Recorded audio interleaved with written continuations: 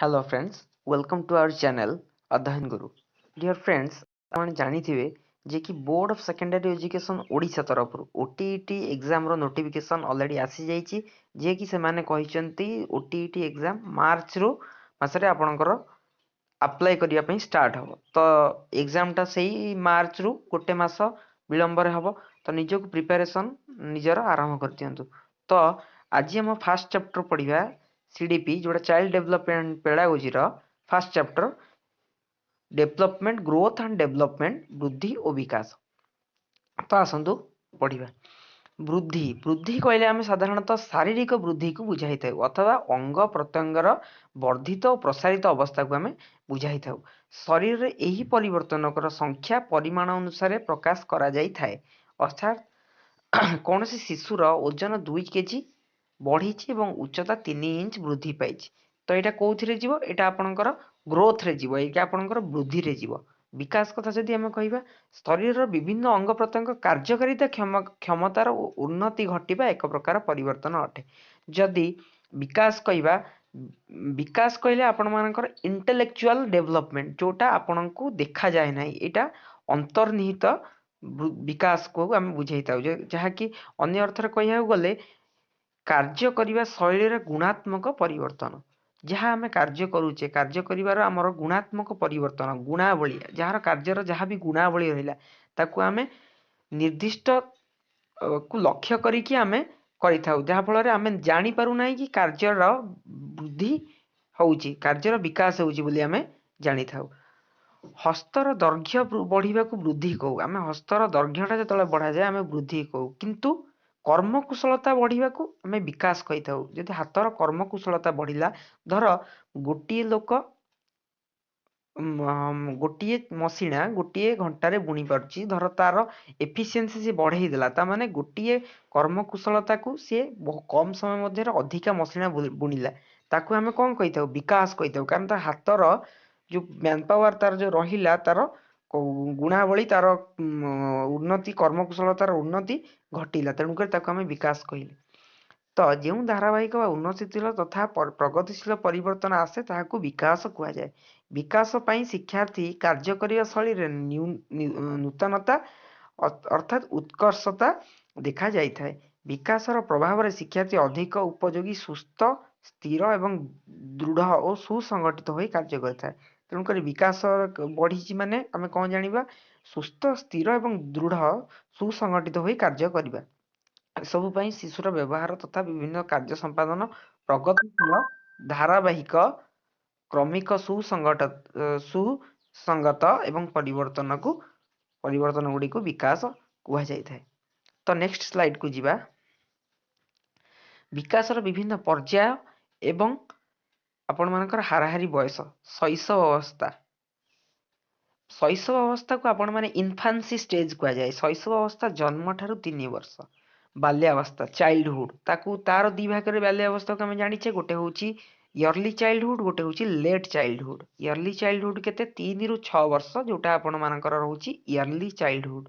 Late childhood 6 ରୁ 10 वर्ष रु 12 वर्ष 6 ରୁ 10 कि 12 वर्ष हूँ लेट चाइल्डहुड. तापर हूँ कैशोर अवस्था तापर सेमती कैशोर अवस्था को दी भाग व्यक्त करें आम गोटे हूँ प्राक कैशोर अवस्था आ गोटे हूँ कौन कैशोर अवस्था. सेटा प्राक कैशोर अवस्था को आम 10 ରୁ 12 वर्ष रु 13 ରୁ 14 वर्ष जाए आम कहू प्राक कैशोर अवस्था. तापर कैशोर अवस्था जोटा तुम आडल्टहुड कह जाए 13 ରୁ 14 वर्ष कि रु 19 वर्ष 13 ରୁ 14 ରୁ 19 वर्ष पर्यंत आम कौन रे आडल्टहुड. तापर परिणत अवस्था परिणत अवस्था को आम दी भाग गोटे हूँ आद्य परिणत अवस्था गोटे हूँ परिणत अवस्था. 19 ରୁ 40 वर्ष हूँ आद्य परिणत अवस्था परिणत अवस्था 40 ରୁ 60 आउ गोटे हूँ वार्धक्य अवस्था ओल्ड एज आपको कह जाए कौन ओल्ड एज हूँ 60 ରୁ एभव पर्यंत. तो ये निश्चिंत आपण मैंने मन रखी दिंतु कहीं ओटीईटी रे एथुरु कन्फर्म आपण मानकर 1 मार्क क्वेश्चन आसीबो 1 मार्क क्वेश्चन सियोर 1 मार्क क्वेश्चन सियोर आपण मानकर आसीबो. तो आपको मन रखी दिंतु.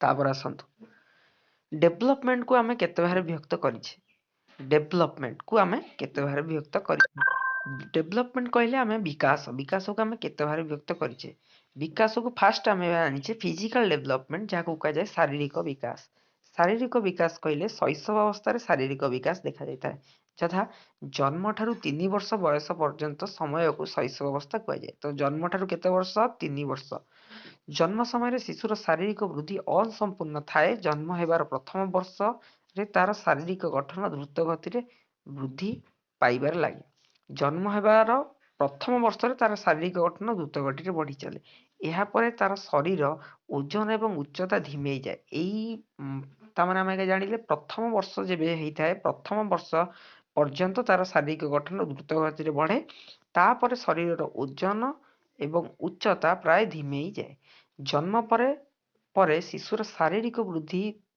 ତାଳରୁ ତଳ ପାଦ ଆଡକୁ ଗତି କରିଥାଏ ମାନେ ତାଳୁରୁ ମସ୍ତିଷ୍କରୁ ନିମ୍ନଗାମୀ ହୋଇଥାଏ ତାର ଯୋଉ ବୃଦ୍ଧିଟା ଶାରୀରିକ ବୃଦ୍ଧିଟା ମସ୍ତିଷ୍କରୁ ଅଥବା ତାଳରୁ ନିମ୍ନଗାମୀ ହୋଇଥାଏ ଶରୀରର ବାହ୍ୟ ଅଙ୍ଗ ପ୍ରତ୍ୟଙ୍ଗ ମାଂସପେଶୀ ଓ ଶକ୍ତି ଦ୍ରୁତ ଅଭିବୃଦ୍ଧି ହୋଇଥାଏ ଏଥିପାଇଁ ଶିଶୁ ପେଟେଇବା ଗୁରୁଣ୍ଡିବା ଠିଆ ହେବା ଢଳି ଢଳି ଚାଲିବା ଦୌଡ଼ିବା ଏବଂ ଲମ୍ବ ଡିଆଁ ମାରିବା ଏକ ପାଦରେ ଡେଇଁବା ଆରମ୍ଭ କରିଥାଏ ବିକାଶର ଅଗ୍ରଗତି ସହିତ ଶିଶୁର ଇନ୍ଦ୍ରିୟ ସମୂହ କାର୍ଯ୍ୟକ୍ରମ ହୋଇଥାନ୍ତି ଏହି ବିକାଶରେ ଅଗ୍ରଗତିଟା ଆମେ ଶିଶୁର ଜାଣିପାରୁନାହିଁ କେବଳ ଏହା ଇନ୍ଦ୍ରିୟାନୁଭୂତି ହୋଇଥାଏ ତାମାନେ ଇନ୍ଦ୍ରିୟ ସମୂହ କାର୍ଯ୍ୟକ୍ରମ ହୋଇଥାନ୍ତି ଶୈଶବ ଅବସ୍ଥା ପରେ ଶିଶୁର ବାଲ୍ୟାବସ୍ଥାରେ ପଦାର୍ପଣ କରିଥାଏ ଇନଫାନ୍ସି ଷ୍ଟେଟ୍ ପରେ ଆପଣମାନଙ୍କର ବାଲ୍ୟାବସ୍ଥା ଯୋଉଟା ଚାଇଲ୍ଡହୁଡ୍ କୁହାଯାଏ ପଦାର୍ପଣ କରେ ବାଲ୍ୟାବସ୍ଥାରେ ଦୁଇଟି ପର୍ଯ୍ୟାୟ ଥାଏ ପ୍ରଥମ ପର୍ଯ୍ୟାୟକୁ ଆଦ୍ୟ ବାଲ୍ୟାବସ୍ଥା କୁହାଯାଏ ଯୋଉଟା ଇୟର୍ଲି ଚାଇଲ୍ଡହୁଡ୍ ଏହି ପର୍ଯ୍ୟାୟ 3 ବର୍ଷ ବୟସରୁ ଆରମ୍ଭ ହୋଇ 6 ବର୍ଷ ପର୍ଯ୍ୟନ୍ତ ଯାଇଥାଏ 3 ବର୍ଷରୁ ଆରମ୍ଭ ହୋଇ 6 ବର୍ଷ ପର୍ଯ୍ୟନ୍ତ ଯାଇଥାଏ ଏହି ପର୍ଯ୍ୟାୟ 6 ବର୍ଷରୁ ଆରମ୍ଭ ହୋଇ 10ରୁ 12 ବର୍ଷ ପର୍ଯ୍ୟନ୍ତ ଯାଇଥାଏ ତାମାନେ ଶେଷ ବାଲ୍ୟାବସ୍ଥାଟା କେତେରୁ 6ରୁ 12 ବର୍ଷ ହଉଛି ଶେଷ ବାଲ୍ୟାବସ୍ଥା ତାପରେ ଆସିବା ଆଦ୍ୟ ବାଲ୍ୟାବସ୍ଥାରେ ଶାରୀରିକ ବିକାଶ ଆଦ୍ୟ ବାଲ୍ୟାବସ୍ଥାରେ ଶାରୀରିକ ବିକାଶ ଶିଥିଳ ହୋଇଥାଏ ଶିଥିଳ ମାନେ ଆପଣଙ୍କର ଧୀର ହୋଇଥାଏ ଆଦ୍ୟ ବାଲ୍ୟାବସ୍ଥାରେ ଶାରୀରିକ ବିକାଶ ଧୀର ହୋଇଥାଏ ଏହି ସମୟରେ ବାଳକ ଓ ବାଳିକା ମାନଙ୍କର ଉଚ୍ଚତା ଓ ଓଜନରେ ଦ୍ରୁତ ଗତିରେ ବୃଦ୍ଧି ପାଏ ନାହିଁ ଉଚ୍ଚତା ଏବଂ ଓଜନ ଦ୍ରୁତ ଗତିରେ ବୃଦ୍ଧି ପାଏ ନାହିଁ ସେମାନଙ୍କର ଉଚ୍ଚତା 5 ବର୍ଷ ବୟସ ବେଳକୁ 112 ସେଣ୍ଟିମିଟର ହୋଇଥାଏ 5 ବର୍ଷ ବୟସରୁ ସେମାନଙ୍କର ଉଚ୍ଚତା 112 ସେଣ୍ଟିମିଟର ହୋଇଥାଏ ଏହି ପର୍ଯ୍ୟାୟରେ ବାର୍ଷିକ 8 ସେଣ୍ଟିମିଟରରୁ 10 ସେଣ୍ଟିମିଟର ଓଜନ ଉଚ୍ଚତା ଆପଣମାନଙ୍କର ବୃଦ୍ଧି ପାଏ ସେମାନଙ୍କ ଶରୀର ଉଚ୍ଚତା ତୁଳନାରେ ଓଜନ ବେଶୀ ବୃଦ୍ଧି ହୋଇନଥାଏ ସେମାନଙ୍କ ଶରୀର ଯେତିକି ଉଚ୍ଚତା ବଢେ ସେହି ଅନୁସାରେ ଓଜନ ବଢେ ନାହିଁ ଏଥିପାଇଁ ବାଳକ ବାଳିକା ମାନେ ଏହି ସମୟରେ ପତଳା ଏବଂ ଡେଙ୍ଗା ଦେଖାଯାଆନ୍ତି ତ ଏସବୁ ପତଳା ଡେଙ୍ଗା ଏବଂ ଉଚ୍ଚତା ଓଜନ ହିସାବରେ ବୃଦ୍ଧି ପାଏ ନାହିଁ ଏସବୁ କେଉଁଥିରେ ହୁଏ ଆଦ୍ୟ ବାଲ୍ୟାବସ୍ଥାରେ ଆପଣମାନଙ୍କର ହୁଏ ଯୋଉଟାକୁ ଆପଣମାନେ କୁହନ୍ତି ଇୟର୍ଲି ଚାଇଲ୍ଡହୁଡ୍ ଏହି ସମୟରେ ବାଳକମାନଙ୍କ ଅପେକ୍ଷା ବାଳିକାମାନେ ପ୍ରସାଧନ ସମ୍ବନ୍ଧୀୟ ଅଭ୍ୟାସ ଏବଂ ଦକ୍ଷତା ଶୀଘ୍ର ହାସଲ କରିଥାନ୍ତି ଏହି ସମୟରେ ବାଳକ ବାଳିକାମାନଙ୍କର ମାଂସପେଶୀ କ୍ରମେ ଅଧିକ ଶକ୍ତ ଏବଂ କାର୍ଯ୍ୟକ୍ଷମ ହୋଇଉଠେ ଏହି ସମୟରେ ବାଳକ ବାଳିକାମାନଙ୍କର ମାଂସପେଶୀ ଅଧିକ ଶକ୍ତ ଏବଂ କାର୍ଯ୍ୟକ୍ଷମ ହୋଇ ଉଠେ ଫଳରେ ସେମାନଙ୍କ ଶରୀର ସମତୁଲ ରକ୍ଷା କରି ଗଛ ଚଢିବା କାନ୍ଥ ଉପରେ ଚଢିବା ପାହାଚ ଚଢିବା ବଲ୍ ଫିଙ୍ଗିବା ଆଦି ଖେଳକୁଦରେ ମଜି ରହନ୍ତି ଏହା ଛଡା କଲମ ପେନସିଲ ଧରି ଚିତ୍ର ଆଙ୍କିବା ଲେଖାଲେଖି କରିବା ଆରମ୍ଭ କରନ୍ତି ତାମାନେ କୋଶ୍ଚିନ୍ ଯଦି ଆସେ ଓଟିଇଟିରେ କେଉଁ ଅବସ୍ଥାରେ ପିଲାମାନେ ପେନସିଲ ଧରିବା ଏବଂ କଲମ ଧରିବା ଶିଖିବା ସହିତ ଅନ୍ୟାନ୍ୟ ଚିତ୍ର ଆଙ୍କିବା ଶିଖିଥାନ୍ତି ତ ସେଟା କେଉଁଥିରେ ବାଲ୍ୟାବସ୍ଥା ଆପଣମାନଙ୍କର ଆଦ୍ୟ ବାଲ୍ୟାବସ୍ଥା ଇୟର୍ଲି ଆପଣଙ୍କର ଇୟର୍ଲି ଚାଇଲ୍ଡହୁଡ୍ ଆପଣଙ୍କର ଇୟର୍ଲି ଚାଇଲ୍ଡହୁଡ୍ ଆପଣ ମନେ ରଖିବେ ତାପରେ ଆସନ୍ତୁ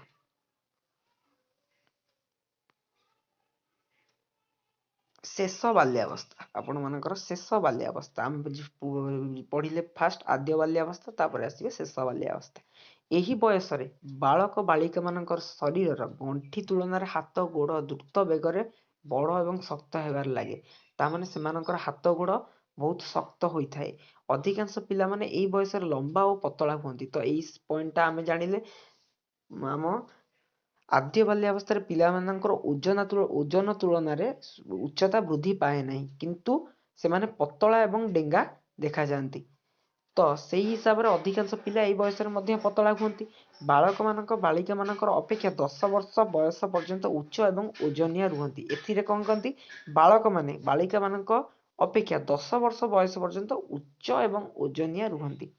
ତାପରେ ଏହି ବୟସ ପିଲାମାନଙ୍କର ସମବୟସ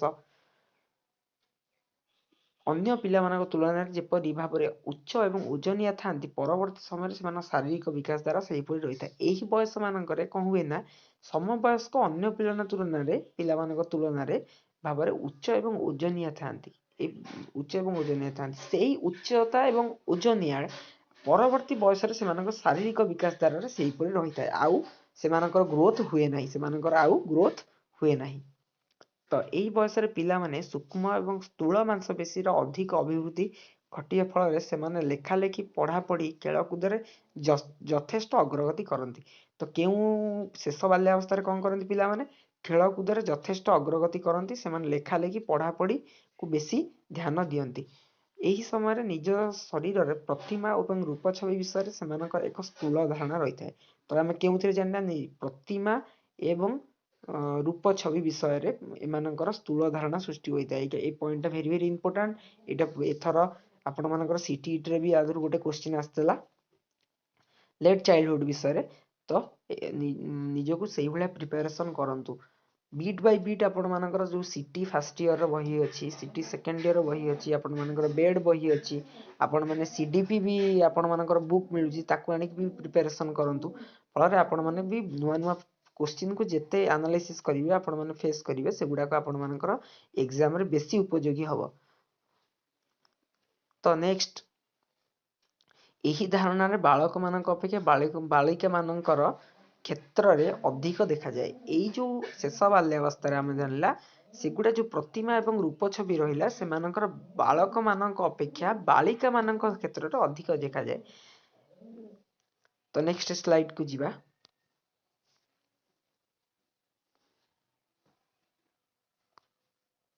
ଦେଖନ୍ତୁ, ଶାରୀରିକ ଚେହେରା ସମ୍ବନ୍ଧୀୟ ଏହି ସଚେତନତା ଏବଂ ଧାରଣା ପରବର୍ତ୍ତୀ ବୟସର ଆତ୍ମପ୍ରତ୍ୟୟ ବିକାଶରେ ସାହାଯ୍ୟ କରେ। ଶାରୀରିକ ଚେହେରା ଏବଂ ସଚେତନତା, ନିଜକୁ କୋଉ ୱେରେ ନିଜକୁ ନେବାକୁ ପଡ଼ିବ, କୋଉ ୱେରେ ନେଲେ ସମାଜ ତାଙ୍କୁ ଗୋଟେ ସୁଚରିତ୍ର ହିସାବରେ ସେମାନଙ୍କୁ ଗଣନା କରିବ। ଅର୍ଥାତ୍ ନିଜର ଶାରୀରିକ ଚେହେରାକୁ ସେମାନେ ସମାଜରେ ଯେତେବେଳେ ଉପସ୍ଥାପନ କରନ୍ତି, କିପରି ଦେଖାଯାଆନ୍ତି ସମାଜ ଆଖିରେ, କିପରି ସୁନ୍ଦର ଦେଖାଯାଆନ୍ତି, କ'ଣ ଶାରୀରିକ ଚେହେରା ପ୍ରତି ସେମାନେ ଶେଷ ବାଲ୍ୟାବସ୍ଥା ବେଳକୁ ନିଜର ମନୋଭାବକୁ ଅଧିକ ମାତ୍ରାରେ ସେପଟେ ନିୟୋଜିତ କରିଥାନ୍ତି। ତ ପ୍ରାକ୍ କୈଶୋର ଅବସ୍ଥାରେ ଶାରୀରିକ ବିକାଶ, ନେକ୍ସଟ ପଏଣ୍ଟ ପଢ଼ିବା। ପ୍ରାକ୍ କୈଶୋର ଅବସ୍ଥା କହିଲେ ଏଇଟା 2 ରୁ 3 ବର୍ଷ ପର୍ଯ୍ୟନ୍ତ ଏହି ପରିବର୍ତ୍ତନକୁ ଚାଲୁ ରହିଥାଏ। ତ କୈଶୋର ଅବସ୍ଥା ଆମେ କ'ଣ ଜାଣିଲେ? ବାଲ୍ୟାବସ୍ଥା ଶେଷ ହେବା ପୂର୍ବରୁ ଶାରୀରିକ ପରିପକ୍ୱତା ନିମନ୍ତେ ଆବଶ୍ୟକୀୟ ପ୍ରକ୍ରିୟା ଆରମ୍ଭ ହୋଇଥାଏ। କୈଶୋର ଅବସ୍ଥା ପ୍ରଥମ 2 ରୁ 3 ବର୍ଷ ପର୍ଯ୍ୟନ୍ତ ଏହି ପରିବର୍ତ୍ତନ ହୋଇଥାଏ। ଏହି ସମୟକୁ ପ୍ରାକ୍ କୈଶୋର ଅବସ୍ଥା କୁହାଯାଏ।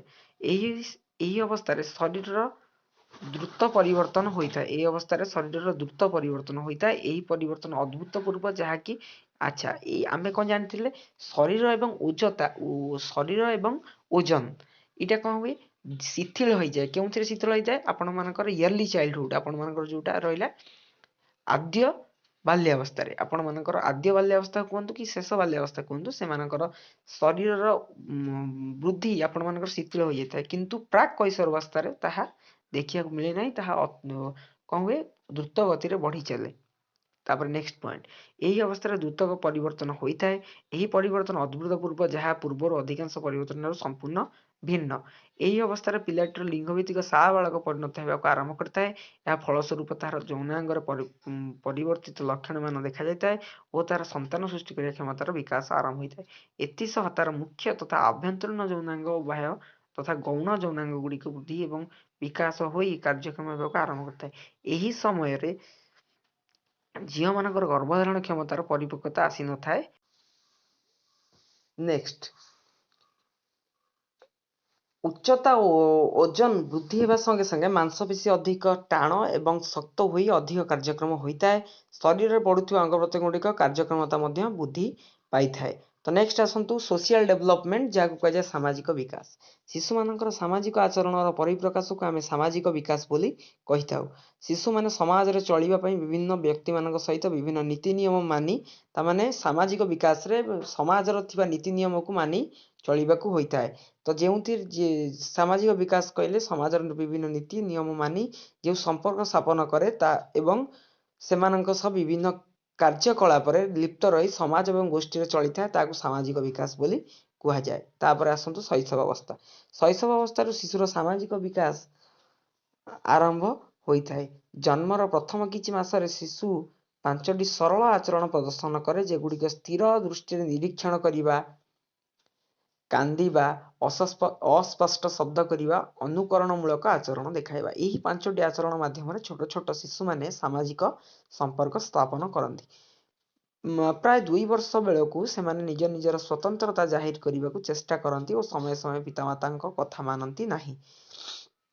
2 ବର୍ଷରୁ 3 ବର୍ଷ ମଧ୍ୟରେ ଶିଶୁ ବାହ୍ୟ ଜଗତ ବିଷୟରେ ଏମାନଙ୍କ ମନୋଭାବ ପୋଷଣ କରନ୍ତି। ଶୈଶବ ଅବସ୍ଥାରେ ବାହାର ଦୁନିଆ ବିଷୟରେ ସେମାନେ ଅଧିକ ଜାଣିବା ପାଇଁ ଚେଷ୍ଟା କରନ୍ତି। ଶୈଶବ ଅବସ୍ଥାରେ ଶିଶୁର ସାମାଜିକ ବିକାଶ ତାର ଗୃହ ପରିବେଶ ଦ୍ୱାରା ପ୍ରଭାବିତ ହୋଇଥାଏ। ସେ ନିଜର ଗୃହ ଏବଂ ପରିବେଶରୁ ଶୈଶବ ଅବସ୍ଥାରେ ଅନେକ କିଛି ଶିକ୍ଷଣୀୟ ଜିନିଷ ଶିଖିବାକୁ ପାଇଥାଏ। ତାପରେ ଆସନ୍ତୁ ଆଦ୍ୟ ବାଲ୍ୟାବସ୍ଥା। ଆଦ୍ୟ ଶିଶୁମାନଙ୍କର ସାମାଜିକ ସମ୍ପର୍କ ଆଦ୍ୟ ବାଲ୍ୟାବସ୍ଥାରେ ଗୃହ ପରିବେଶରୁ ଓ ସାଙ୍ଗସାଥୀ ପରିବେଶରୁ ବାହ୍ୟ ପରିବେଶ ଆଡ଼କୁ ବିସ୍ତାର ହୋଇଥାଏ। ନିଜର ସାଙ୍ଗମାନଙ୍କ ଠାରୁ ସେମାନେ ବାହାରକୁ ଯାଇ ବାହ୍ୟ ପରିବେଶ ଆଡ଼କୁ ସେମାନଙ୍କ ମନୋବଳକୁ ସେମାନେ ବଢ଼ାଇଥାନ୍ତି। ତ ସାମାଜିକ ସମ୍ପର୍କ ବଢ଼ିବା ଫଳରେ ସେମାନଙ୍କ ବିଭିନ୍ନ ପିଲା ଓ ବ୍ୟକ୍ତିତ୍ୱ ଚିହ୍ନି ପାରନ୍ତି।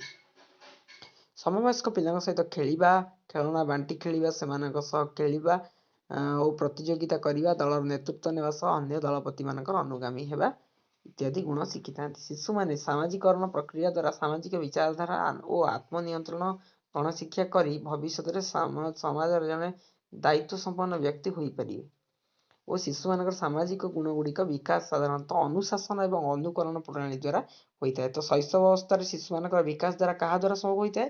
ଗୋଟେ ହେଉଛି ଅନୁଶାସନ, ଗୋଟେ ହେଉଛି ଅନୁକରଣ। ନେକ୍ସଟ ସ୍ଲାଇଡକୁ ଯିବା। ପରବର୍ତ୍ତୀ ବାଲ୍ୟାବସ୍ଥା। ପରବର୍ତ୍ତୀ ବାଲ୍ୟାବସ୍ଥାରେ ସାମାଜିକ ବିକାଶ। ଏହି ବୟସରେ ପିଲାମାନଙ୍କର ସାମାଜିକ ବିକାଶ ମନ୍ଥର ଗତିରେ ହୋଇଥାଏ। ପରବର୍ତ୍ତୀ ବାଲ୍ୟାବସ୍ଥାରେ ସାମାଜିକ ବିକାଶ ମନ୍ଥର ଗତିରେ ହୋଇଥାଏ। ଏହି ବୟସରେ ଅଳ୍ପ ଚେଷ୍ଟାରେ ଅନେକ ଆନନ୍ଦ ମିଳିଥାଏ। ଏହି ସମୟରେ ବାଳକ ବାଳିକା ପିତାମାନଙ୍କର ଅଧିକ ଦୃଷ୍ଟି ଯତ୍ନ ନେବା ସେବା ଆବଶ୍ୟକ କରନ୍ତି। ତାପରେ ନେକ୍ସଟ, ନିକଟ ପରିବେଶରେ ବିଭିନ୍ନ ବସ୍ତୁ, ଘଟଣା, ବ୍ୟକ୍ତିମାନଙ୍କର ବିଷୟରେ ଜାଣିବା ପାଇଁ ସେମାନେ ନିଜେ ଚେଷ୍ଟିତ ହୋଇଥାନ୍ତି। ଗୃହ ପରିବେଶରୁ ବିଦ୍ୟାଳୟ ପରିବେଶରୁ ଗୋଷ୍ଠୀ ବିସ୍ତୃତ ପରିବେଶରେ ସେମାନଙ୍କ ସମ୍ପର୍କ ବୃଦ୍ଧି ହୋଇଥାଏ। ତାମାନେ ବିଦ୍ୟାଳୟ ପରିବେଶରୁ ଗୋଷ୍ଠୀ ବିସ୍ତୃତ ହୋଇଥାଏ କିମ୍ବା ଗୋଷ୍ଠୀରୁ ବିଦ୍ୟାଳୟ ପରିବେଶ, ସେମାନଙ୍କ ଭିତରେ ପରସ୍ପର କ'ଣ ହୋଇଥାଏ ନା ସେମାନଙ୍କ ଭିତରେ ପରିବେଶରେ ସେମାନଙ୍କ ସମ୍ପର୍କ ବୃଦ୍ଧି ହୋଇଥାଏ। ଏହି ସମୟରେ ସେମାନଙ୍କ ମଧ୍ୟରେ ଗୋଷ୍ଠୀ ଭାବନା ଜାଗ୍ରତ ହେଉଥିବାରୁ ସାଙ୍ଗ ସାଙ୍ଗ ହୋଇ ଖେଳିବା, କାର୍ଯ୍ୟ କରିବା, ବୁଲିବା ଏବଂ ବିଭିନ୍ନ ପ୍ରତିଯୋଗିତାରେ ଅଂଶଗ୍ରହଣ କରିବାକୁ ସେମାନେ ମନ ବଳାନ୍ତି। ଦଳଗତ କାମ ସେମାନଙ୍କ ମନରେ ସହଯୋଗୀ ଭାବ, ସହାନୁଭୂତି, ଦୟା, ମମତା, ସ୍ନେହ, ଆତ୍ମତ୍ୟାଗ ଇତ୍ୟାଦି ସାମାଜିକ ଗୁଣାବଳୀ କ୍ରମଶଃ ବିକାଶ ଲାଭ କରେ। ଏହି ସମୟରେ ସେମାନେ ଅନୁକରଣ ପ୍ରିୟ ହୋଇଥାନ୍ତି, ପ୍ରିୟ ବ୍ୟକ୍ତିମାନଙ୍କର ଚାଲିଚଳନକୁ ଅନୁକରଣ କରିଥାନ୍ତି। କେତେକ ପିଲା ଉପଯୋଜନ ବନ୍ଧୁ ପ୍ରିୟ, ମେଳାପୀ, ଦୟାଳୁ ଓ ଅନ୍ୟ ସାଥୀମାନଙ୍କର ଗ୍ରହଣ କରି ଦଳର ନୀତି ନିୟମ ଅନୁରୂପ ଆଚରଣ କରନ୍ତି। ବାଲ୍ୟାବସ୍ଥାରେ ସମବୟସ୍କ ପିଲାମାନେ ଅନୌପଚାରିକ ଦଳ ଗଠନ କରିଥାନ୍ତି। ତ ନେକ୍ସଟ ଅଛି ପ୍ରାକ୍ କୈଶୋର ଅବସ୍ଥା। ପ୍ରାକ୍ କୈଶୋର ଅବସ୍ଥା ସାମାଜିକ ବିକାଶ। ପ୍ରାକ୍ କୈଶୋର ଅବସ୍ଥାରେ ପିଲାମାନେ କୌଣସି ଦୁଃସାହସିକ ଏବଂ ଚମକପ୍ରଦ କାର୍ଯ୍ୟ କରିବା, ଦୁଷ୍ଟାମି କରିବା, ନିଜ କାର୍ଯ୍ୟ ପ୍ରତି ଅନ୍ୟମାନଙ୍କ ଦୃଷ୍ଟି ଆକର୍ଷଣ କରିବା ପାଇଁ ଦଳଗତ କାର୍ଯ୍ୟ କରିଥାନ୍ତି। ଏହି ଅବସ୍ଥାରେ ପ୍ରତ୍ୟେକ ପିଲା ସାଧାରଣତଃ ସାମାଜିକ ପ୍ରତିଷ୍ଠା, ନିଜର ଦଳ ସ୍ୱୀକୃତି, ଆଦର ଓ ସ୍ନେହ ମମତା ଆଶା କରିଥାନ୍ତି। ସେମାନେ ଅନ୍ୟ ଉପରେ ନିର୍ଭରଶୀଳ ହୋଇନଥାନ୍ତି, ସ୍ୱାଧୀନ ମନୋଭାବ ପୋଷଣ କରିଥାନ୍ତି। ତାମାନେ ପ୍ରାକ୍ କୈଶୋର ଅବସ୍ଥାରେ ସେମାନେ ନିର୍ଭରଶୀଳ ହେବା ପାଇଁ ସେମାନେ ଚେଷ୍ଟା କରନ୍ତି ଏବଂ ମନୋଭାବ ପୋଷଣ କରନ୍ତି। ଏହି ସମୟରେ ବୟସ୍କ ଓ ଗୁରୁଜନମାନଙ୍କ ଅନୁମୋଦିତ ଆଚରଣ ଓ ସାମାଜିକ ମୂଲ୍ୟବୋଧ ବ୍ୟବହାରକୁ ଗ୍ରହଣ କରିବାରେ ଆବଶ୍ୟକତା ସେମାନେ ଅନୁଭବ କରନ୍ତି। ପିତାମାତା, ଆତ୍ମୀୟ ସ୍ୱଜନ ଓ ଗୁରୁଜନମାନଙ୍କ ଠାରୁ ନିର୍ମଳ ନିଃସ୍ୱାର୍ଥ ସ୍ନେହ ପାଇବା ପାଇଁ ସେମାନେ ଇଚ୍ଛା ପ୍ରକାଶ କରନ୍ତି। କଠିନ ପରିଶ୍ରମ କରି ନିଜ କର୍ମ ଏବଂ ଆତ୍ମନିର୍ଭରଶୀଳ ଗଭୀର ଚେଷ୍ଟା ବଳରେ ନିଜ ଲକ୍ଷ୍ୟକୁ ହାସଲ କରିବା ପାଇଁ ସେମାନେ ଉତ୍ସାହ ହୁଅନ୍ତି। ତାପରେ ଆସୁଛି ଆବେଗିକ ବିକାଶ, ଇମୋସନାଲ ଡେଭଲପମେଣ୍ଟ। ଆବେଗିକ ବିକାଶ ଏକ ମାନସିକ ଶକ୍ତି ଯିଏକି ମନୁଷ୍ୟର ଜୀବନକୁ କ୍ରିୟାଶୀଳ ଏବଂ ଗତିଶୀଳ କରାଇଥାଏ। ତା କୋଶ୍ଚିନ୍ ଆସେ, କୋଉ ବିକାଶ ମଣିଷକୁ କ୍ରିୟାଶୀଳ ଏବଂ ଗତିଶୀଳ କରାଏ? ତ ଆପଣମାନଙ୍କର ହେଉଛି ଆବେଗ, ଯୋଉଟାକୁ ହେଉଛି ଆବେଗିକ ବିକାଶ ମଣିଷକୁ କ୍ରିୟାଶୀଳ ଏବଂ ଗତିଶୀଳ କରାଏ। ଆମର ସମସ୍ତ କାର୍ଯ୍ୟ ବ୍ୟବହାର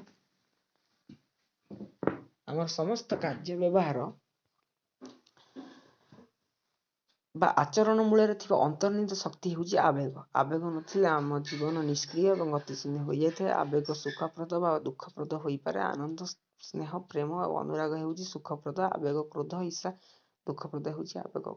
କୌଣସି ବିକାଶକୁ ଯଦି ବୁଝାଏ, ଆମେ ସାଧାରଣତଃ କ୍ରୋଧ, ଭୟ, ଈର୍ଷା ହେଉଛି ଗୋଟେ ଦୁଃଖପ୍ରଦ ଆବେଗ। ଆନନ୍ଦ, ସ୍ନେହ, ପ୍ରେମ ହେଉଛି ଅନୁରାଗ ହେଉଛି ସୁଖପ୍ରଦ। ସାଧାରଣତଃ ସୁଖପ୍ରଦ ଏବଂ ଦୁଃଖପ୍ରଦ ଆବେଗକୁ ମନେ ରଖି ଦିଅନ୍ତୁ। ଏଇଟା ସର୍ଟ କୋଶ୍ଚିନ୍ ଆସିପାରେ ଆପଣମାନଙ୍କର ଓଟିଇଟି ଏକ୍ଜାମରେ। ଆବେଗର ସୂଚନା ଶାରୀରିକ କ୍ରିୟା, ମୁଖଭଙ୍ଗୀ ତଥା ବାଚନିକ ପ୍ରକାଶକୁ ଆବେଗର ସୂଚନା ମିଳେ। ପ୍ରତ୍ୟେକ ଆବେଗ ମୂଳରେ କିଛି ନା କିଛି ଅନୁଭବ ଥାଏ, ଯାହା ବ୍ୟକ୍ତିର ଏକାନ୍ତ ନିଜସ୍ୱ। ଆବେଗ ଦୀର୍ଘସ୍ଥାୟୀ ନ ହୋଇଥିଲେ ପରିବର୍ତ୍ତନଶୀଳ। ଆବେଗିକ ଗୋଟେ ଦୀର୍ଘସ୍ଥାୟୀ ନୁହଁ, କିନ୍ତୁ ସିଏ ପରିବର୍ତ୍ତନଶୀଳ। ବିଭିନ୍ନ ବୟସ, ବିଭିନ୍ନ ପର୍ଯ୍ୟାୟରେ ପ୍ରତ୍ୟେକ ଶିଶୁ ମଧ୍ୟରେ କେତେକ ନିର୍ଦ୍ଦିଷ୍ଟ ଆବେଗ ବିକାଶ ମଧ୍ୟ କରିଥାଏ। ତିନିଟି ଆମର ହେଉଛି ଭୟ, ସ୍ନେହ, କ୍ରୋଧ। ଦୁଇଟି ଶୈଶବ ଅବସ୍ଥାର ମୂଳ ଆବେଗ। ଗୋଟେ ହେଉଛି ଭୟ, ସ୍ନେହ, କ୍ରୋଧ। ତାପରେ ନେକ୍ସଟ ସ୍ଲାଇଡ୍ ଦେଖନ୍ତୁ। ଅନ୍ୟ ଆବେଗ ଗୁଡ଼ିକ ବୟସର ବୃଦ୍ଧି ଓ ବିକାଶରେ ଅଗ୍ରଗତି ଫଳରେ ଦେଖାଯାଇଥାଏ। ତ ଆମେ ଆଜି ସିଡିପିର ଫାର୍ଷ୍ଟ ଚାପ୍ଟର ଆମେ ଡିସ୍କସନ୍ କଲେ। ତ ମୁଁ ଭାବୁଛି ଆପଣମାନଙ୍କୁ ଏଇ ଭିଡ଼ିଓଟି ନିଶ୍ଚିନ୍ତ ଆପଣମାନଙ୍କର ଷ୍ଟଡି ଉପରେ କିଛିଟା ଆପଣଙ୍କୁ ବେନିଫିଟ୍ ଦେବ। ତ ନିଶ୍ଚିନ୍ତ ଭିଡ଼ିଓର ଶେଷ ପର୍ଯ୍ୟନ୍ତ ଦେଖିଥିବାରୁ ଧନ୍ୟବାଦ ଏବଂ ଭିଡ଼ିଓଟିକୁ ସେୟାର କରନ୍ତୁ, ଫଳରେ ଆପଣମାନେ ଯେମିତି ଭଲରେ ଓଟିଇଟି ଆପଣମାନଙ୍କର ଏକ୍ଜାମ୍ ଭଲ ହେବ। ଏବଂ ମୁଁ ପ୍ରତ୍ୟେକ ଓଟିଇଟିର ଆପଣମାନଙ୍କର ଯେତିକ ସିଡିପି ଅଛି ସବୁ ଯାକ କମ୍ପ୍ଲିଟ୍ କରାଇବି। ମ୍ୟାଥ୍ ହଉ, ସାଇନ୍ସ ହଉ, ଆପଣମାନଙ୍କର ଇଂଲିଶ ହଉ, ଆପଣମାନଙ୍କର ଓଡ଼ିଆ ହଉ, ଯାହା ବି ଆପଣମାନଙ୍କର ଅଛି ସବୁ ମୁଁ କମ୍ପ୍ଲିଟ୍ କରାଇବି। ତ ଭିଡ଼ିଓଟିକୁ ଲାଇକ୍ କରିବା ସହିତ ଚ୍ୟାନେଲକୁ ସବସ୍କ୍ରାଇବ୍ କରନ୍ତୁ। Thank you.